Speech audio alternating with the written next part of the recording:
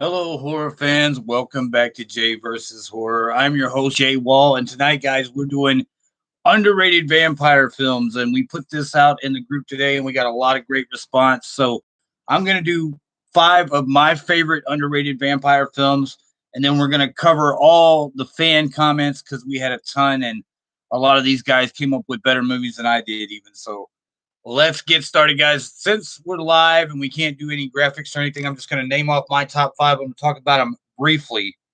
Uh, at number five, I have The Stranger from 2014. Now, it's a Chilean vampire film. It was helped along by Eli Roth, and it's a strange movie, but it's got a great story. It's about this vampire who is searching for the love of his life. They've had some kind of traumatic past and parted ways.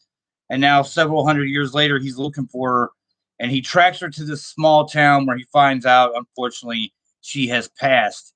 He also finds out that she was kind of living with and nearby this family and helping take care of this mother and son. And they tell him where she's buried. He goes out there to grieve and he's kind of just crying and remembering what they've been through and everything. And these local kids who are punks uh, kind of mistake him for a regular bum, street bum. And so they decide they're going to rob him and pick on him and beat on him. And during all this, the kid from the house tries to rescue him. And so they turn their attention to the kid. And the film becomes kind of like a vampire revenge film because this guy's secret gets out in town and it puts the kid and his mother in jeopardy because they know him and they've been taking care of him. And so, yeah, it becomes like an action revenge vampire film, and it's very good. I like it a lot. It's a little strange because it's dubbed, and it's a mishmash. Like it's Chilean actors, and they're some of them are trying to do an English accent, and some of them are just flat out dubbed. But it's a great story, and it's a good film. The Stranger from 2014 at number five. At number four, I had Trouble Every Day from 2001. It stars Vincent Gallo. It also has uh, Beatrice Daly from Inside. She plays the woman from Inside, the chick who's trying to get in and steal the baby. Well, in this one, she is a vampire. And what happens is we have this American couple who are on vacation, and the husband starts looking for an old friend of his who's a doctor and his wife, Corey. And what we find out is this old friend he's looking for is a geneticist, and his wife has been turned into a creature of the night. We'll say creature of the night. They don't actually ever come out and say vampire, but she attacks people and bites them to death. And he has her chained up in a room in their house, but sometimes she escapes and she lures men by, seducing them with sex, and then she bites them to death. And then towards the end of the film, not to spoil it, but we see that she bites someone else and transfers this disease. So yeah, it very much felt like a vampire film to me. Good film from 2001. When it first came out, everybody said, well, it's way too slow and it's way too artsy and all that. But then, after about 10 years of it being out, critics went back and looked at it and they said, this is a really great existential vampire horror film. And so that's the way it goes with things. It usually takes about 10 years for people to change their minds about it. At number three, I have Livid from 2011, and this is from the guys that made the movie Inside. And it's an interesting, moody vampire film that doesn't feel like a vampire film at all at first until you really get into it. But yeah, this woman is taking care of an elderly woman who used to run a ballerina school in this big house, right? And she hears a story that there might be some treasure hidden away in the house. And the woman is elderly, so her and her friends, this girl and her friends decide to go back and rob it in the middle of the night. And that is a big mistake because ballerinas and vampires, guys. That's the best way to put this film. I like it a lot. I think if you like Inside, you may not expect what this film is because it's nothing like that. It's totally different, but it's a great horror film in its own right. Livid from 2011. I had number three, and Pie Lover says, "What's up, all? What's up, man?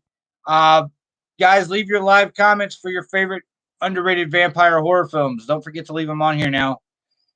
At number two, I had Innocent Blood from 1992, and it's a fun, kind of dark comedy vampire horror film that mixes vampires and gangsters. Has a lot of good performances from actors, early performances from actors like Anthony LaPaglia and Angela Bassett and Chaz Palminteri. Even has Robert Loggia in this, and he becomes a vampire who wants to create a vampire syndicate of gangster vampires. It's a fun movie, guys. I think it's been looked over a lot. It's from the early '90s. A lot of people don't believe there are any good horror movies in the '90s, but there are. And that's Innocent Blood from 1992. Now, at number one, guys, I had Kronos from 1993. It's a Guillermo del Toro masterpiece vampire film. Federico Lupe stars in this with Robert Perlman, and yeah, it's a great vampire film, and it's not your classic vampire story. It kind of has its own mythos to it, and it involves a box that has some creatures inside of it that can provide a certain amount of immortality. I would say you don't always end up looking so great, but yeah, Kronos is a great film. It's very underrated, and yeah, I had it as the most underrated vampire film of all time. And Pilot says I don't see anyone else, but show 7 and buffering. Oh yeah, so maybe it is buffering. I don't know, man. I don't know. Um, we're gonna move on to the fan comments. We had a bunch, guys, and I really appreciate everybody reaching out tonight. And guys, we're gonna do a trivia question at the end of this. So if you're out there, speak up. Let us know you're listening because we're gonna do a trivia question at the end of this where you could win a free Blu-ray. Okay, we're gonna ask you a trivia question about the film Near Dark from 1987. The first person to answer correctly will win a free Blu-ray. So hang around and speak up. Let us know you're out there. Our first comment on this particular topic of underrated vampire films comes from Chelsea Spears, and she says, "Let's scare Jessica to death." So that's a great one. Uh, Tia D says, "Daybreakers, 30 Days of Night, and Near Dark." And here's the thing, guys. When we started talking about underrated vampire films, a lot of people, a ton of people said Near Dark. So many people to the point where I don't think it's underrated anymore. I think we've gotten it over that line where it's not underrated anymore. It's actually very well known at this point. In my opinion, Near Dark is not only one of the greatest vampire films of the 80s, it's the best vampire film of 1987. And yeah, that's right. I'm talking about you, Lost Boys. But let's keep it moving. Yeah, Tia D said Daybreakers, 30 Days of Night, and Near Dark. And then over here on the live feed, Two Fallon showed up. What's up, Two Fallon? Two Fallon says Dust Till Dawn, starring George Clooney and Quentin Tarantino. I love that film, man. That's a great pick. Let's take a look at what else we've got here in the comments section. Well, there we go. Robert Horton says Near Dark and 30 Days of Night. Josh Martin says The Hunger. That's a great film with Susan Sarandon and David Bowie and I can't remember the other woman's name, the French actress. But anyway, they got me on that one. That time I just talked about that movie like 10 days ago or something, and it's gonna kill me. Is it Jacqueline Bisset? No, it's not Jacqueline Bisset. It's somebody like that. Uh, Ian Howard says, I mentioned 3 earlier on a different post, but he mentioned Chronos, Thirst, Let the Right One In. And for 2 more, he says, I'd go with The Hunger, which we just talked about, and Byzantium. Maybe not underrated, but certainly different. And I told him I was going to mention that comment because he is the first one who commented to mention one that was on my list, which was Chronos, which is number 1 on my list. Jillian McAndrews says Salem's Lot is her favorite. Yeah, that's a great film. I don't know if it's underrated, but it's a really good one. I even like the 2004 version with Rob Lowe. Edom Carvalho says The Addiction by Abel Ferreira. Yeah, I love that movie. It almost made this list. It was one of the movies I looked at. It's from from Abel Ferreira. I almost said Larry Fessenden. There's a different one called The Addiction, I think, or The Habit. It's called The Habit from Larry Fessenden. It's also really good. But yeah, 2 great horror films there. And Nikki B says Ganja and Hess. Yes, that's a great film that I didn't mention, but it's really a good underrated vampire film. It kind of fell into the blaxploitation stuff, but it's actually better than that. Spike Lee remade that film in 2014 called he named it the Sweet Blood of Jesus. So if you want to see a good remake of it of Ganja and Hess, go check that out. Nikki B also said The Hunger, Chronos, Thirst, and Let the Right One In. We get a lot of the same ones, so everybody's on the same page at least. Sean Provost says Near Dark and Vampire. Do you guys notice how many Near Darks we're getting. So I'm saying like Near Dark's not underrated anymore. Nosferatu from 1922. I don't know how that could be underrated. Salem's Lot from 79. Let the Right One In. Blood for Dracula. Remember there was the two Andy Warhol films, Blood for Dracula and Flesh for Frankenstein. Tripping over my words tonight. Interview with the Vampire, The Lost Boys, The Hunger, The Monster. None of those are really underrated, buddy. But I appreciate the picks. And Kevin Pishkin says Near Dark is my favorite. 30 Days of Night is amazing. You remember? I remember there's a Tales from the Crypt episode. I want to say from season 6, from like 1997 or 1996, where it's kind of like the same plot as 30 Days of Night, and it's a decade before then or something. But it's a very similar plot. It's not the exact same plot. Moving on. Kevin Pishkin also says The Night Stalker, of course, the Kolchak movie from 72. Dan Sopchik says Darkness the Vampire version. I think it came out in the early 90s. Cool flick. I know I have the Barrel Entertainment release of it somewhere. Jamie Merrifield says Martin, and that's a great pick. That almost made my list. And, I think Martin is probably the most underrated George Romero film. Maybe The Crazies was for a while until they had that remake and people started talking about it again. But, yeah, Martin is a great film. Justin Lowry again says Near Dark and Life Force, which is the first time I've seen that mentioned. Space Vampires. Tony Kanopka says Livid. You can always count on Tony to nail some good ones. The V Word, which I believe is one of the masters of horror. Afflicted, The Stranger, which we talked about. Midnight Mass, not sure if it classifies, but I really dug Dracula 2000. I love Dracula 2000. I like that one a lot. Thomas Walther says Vampire. It's a really good and weird one, okay?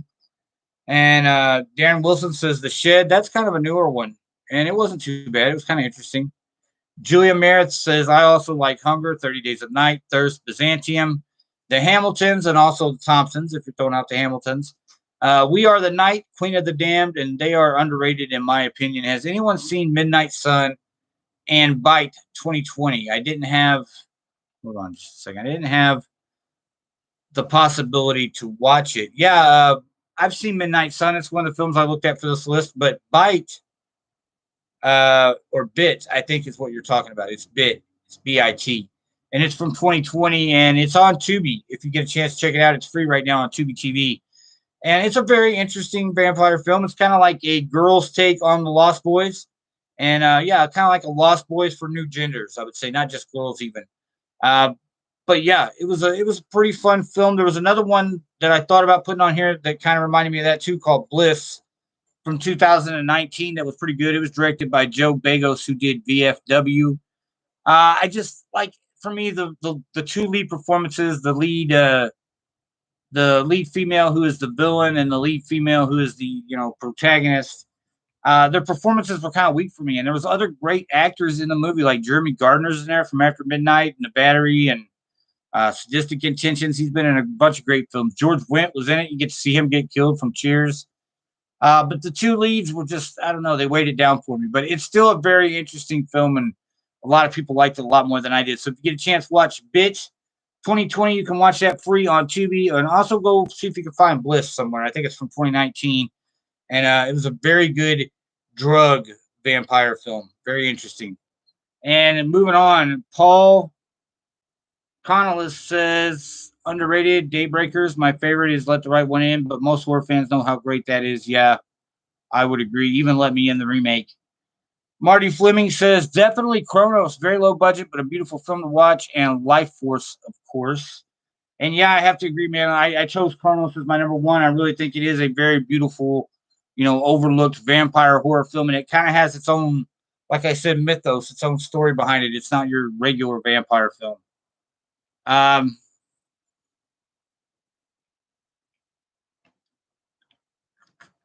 Moving on here just a little bit. And the next one we see is Travis Duvall, who says Curse of the Undead. It's very underlooked and one of the best vampire Western crossovers I can think of. Farrell Lynn says A Girl Walks Home Alone at Night. Yes, I've seen this one a few times. I think Joe Bob just did a show on it here a while back on the last season of The Last The Last Drive-In, yeah. So check it out there if you guys get a chance on Shutter and listen to Joe Bob give you all the facts about it. It's a very interesting foreign film. SG Van Zyl says Livid is quite a gem of a vampire movie. I mentioned that one on my list. Another one from Near Dark from Darren Murray. Vince Flickcross says Darkness, the vampire version. So that's 2 for Darkness. Let's see what's next. Eric Boyd says John Carpenter's Vampires. That's a great film. Vampire Hunter D, Only Lovers Left Alive. That's a great one with Tom Hiddleston. Near Dark, of course, got added to his list, and Dreyer's Vampire. Thomas Kropp, another mention for Abel Ferreira's The Addiction, 1995. Abel Ferreira's a cool dude. Even back to Driller Killer, like the soundtrack in that movie is pretty awesome. Also, if you ever get a chance, go watch Abel Ferreira, like doing his interviews, like on David Letterman and stuff on YouTube. He's a strange dude, man. Not into Hollywood, I could say that. Thomas Kropp says also Dracula's Great Love. Jason Barich says Livid. So we had a few for Livid. And James Sizelove says Vampire Journals. Willie Greer says The Transfiguration. And Jillian McAndrew says Salem's Lot, 1979. Now, guys, I hope you're watching out there because we have a trivia question for you. And if you get it right, I'm going to give you my email and I will send you a Blu-ray. I'm going to give you a time limit. How's that? First person to get it right within, I've been on for 16 minutes and 50 seconds. We'll say you have till 18 minutes and 30 seconds to get it right. All right. First person to name the country music Western song played in the background during the film Near Dark. In the bar scene, when they're dancing together, when they're slow dancing together, what is the name of the country music song that's being played in the background? And you guys have about a minute and 15 seconds. And the first one who answers will win the Blu-ray. If nobody answers, nobody gets it. We only got about 8 or 9 people watching, so I figure that's fair, right? With only 8 or 9 people watching, if we had, a few hundred people watching or something tonight, we would expand the timeout. But we don't have a lot of people watching, so I'm going to give you guys about another minute. We'll see if anybody can figure it out. If not, we'll save the Blu-ray for next time. And we'll do underrated werewolf films, and we'll do a trivia question there and see if anybody can figure it out. We got about 45 seconds left, guys.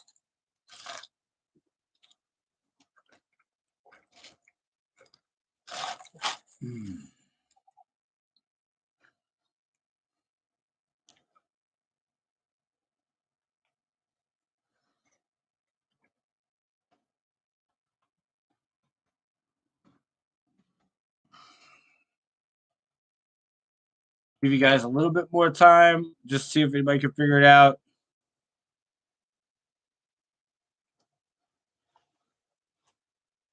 We got it. Anthony Konopka. Tony Konopka got it. This is Where the Cowboy Rides Away by George Strait. Nice job. And you got it with like about 6 seconds left on the timer, Anthony. I like to call him Tony. Tony, send me your address. Send it to my email, man. demonsden16@gmail.com. I'm going to send you a free Blu-ray. It's random, so it's something, whatever I pull off the shelf. But, being that you are a friend of the show, I'm going to put some thought into it and send you something I really like, man. So that's all we got for tonight, guys. I had fun. Thanks for hanging out. I mean, we did the top 5. We read off the comments. It was fun. I liked that we were quick tonight. Sometimes we get into these things and we're here for a couple hours. And Tony says, awesome. Thanks for playing, man. I'm glad somebody was paying attention that knew the answer. That could have been embarrassing. That's why I put a timer on it, because I'm like, I'm not going to sit here all night and nobody know the answer and me wait. But yeah, so thank you for saving the day, Tony. And guys, as always, we will talk to you the next time we've got something worth talking about. Bye.